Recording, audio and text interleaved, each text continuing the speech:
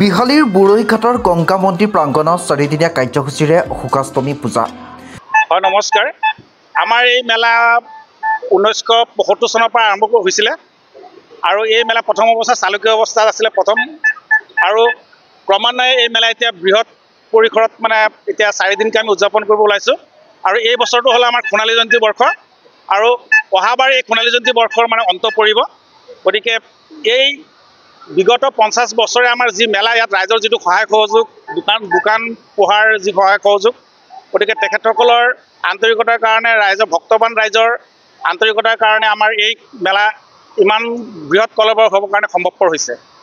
এয়া হৈছে আপোনাৰ গংগা পূজা, যিটো অশোকাষ্টমী। আপোনালোকে ইতিমধ্যে জানেই যে আমাৰ ব্ৰহ্মপুত্ৰ নদীখন ভাৰতৰ ভিতৰত বা যিমানবিলাক আমাৰ বিশ্বৰ নদী আছে, নদীৰ ভিতৰত একমাত্ৰ পুৰুষ নদী হৈছে ব্ৰহ্মপুত্ৰ। আৰু শাস্ত্ৰত আছে যে ব্ৰহ্মপুত্ৰ নদীত এই তিথিত গা ধুলে মানে সৰ্বপাপ মানে খণ্ডন হয়।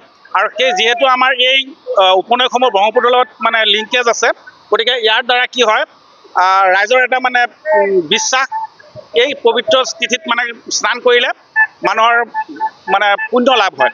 আৰু এইটো মানে তাহানিৰ পৰা মানে পৌৰাণিক মতে এই প্ৰথাটো চলি আহিছে। আৰু এইটো কেৱল মাত্ৰ আমাৰ ব্ৰহ্মপুত্ৰ আজিৰ তিথিত ব্ৰহ্মপুত্ৰ নদীত স্নান কৰিলেহে এই পুণ্যভাগ হয়। প্ৰতি বছৰৰ দৰে এইবাৰো বিশ্বনাথ জিলাৰ বিহালীৰ বুৰৈঘাটত কালিৰে পৰা আৰম্ভ হৈছে অশোকাষ্টমী পূজা। বুৰৈঘাটৰ গংগা মন্দিৰত 4দিনীয়া কাৰ্যসূচীৰে 5, 6, 7 আৰু 8 তাৰিখে আয়োজন কৰিছে পূজা আৰু মেলাৰ।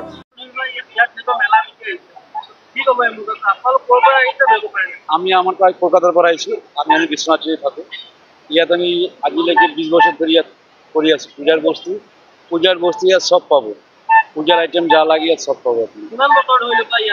আমি ইয়াত আছি 20 বছরলৈকে ঘূৰি আহিছোঁ। 20 বছর।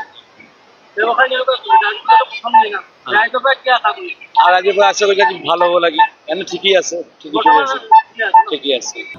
এই পূজা আৰু মেলা ভাগৰ 4টা দিনতেই সমূহ ধৰ্মপ্ৰাণ ৰাইজৰ উপস্থিত তথা সহায় সহযোগিতা কামনা কৰিছে উদ্যোক্তা সমিতিয়ে। বিহালীৰ পৰা ভুৱন লুইটেলৰ ৰিপৰ্টাৰ লাইভ অসম। ভালে লাগিছে, খুব ধুনীয়া লাগিছে। জাতি বৰ্ণ নিৰ্বিশেষে সকলো ৰাইজ আহি ইয়াত উপস্থিত হৈছে, গংগা স্নান কৰিছে।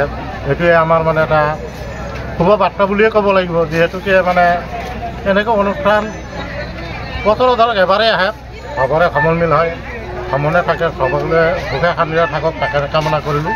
ধন্যবাদ। যিহেতু 50 বছৰ ধৰি পেলাই চলি আহিছে, ইয়াত আপুনি যি মিঠাই দোকান লৈ পেলাই আহিছে, কেনেকুৱা ব্যৱসায় কেনেকুৱা হৈছে?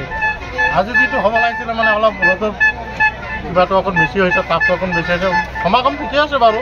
আশা কৰিছোঁ অহাকাইলৈ, যিহেতু 4 দিনীয়া কাৰ্যসূচীটো, অহাকাইলৈ আমাৰ ভাল হ'ব। Reporter live Assam.